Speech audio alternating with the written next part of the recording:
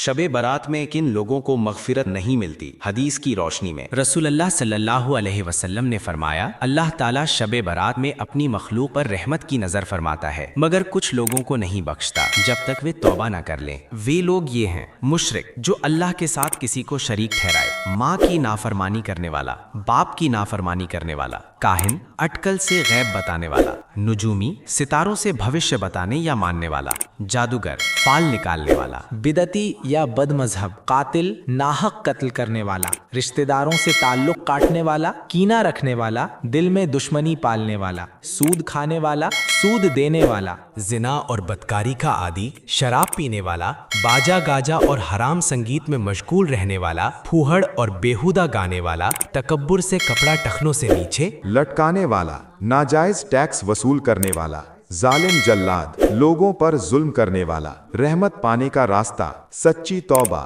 شرک سے دوری، والدین کی فرما برداری، دل صاف کرنا، کینہ حسد چھوڑنا، حق تلفی معاف کرانا۔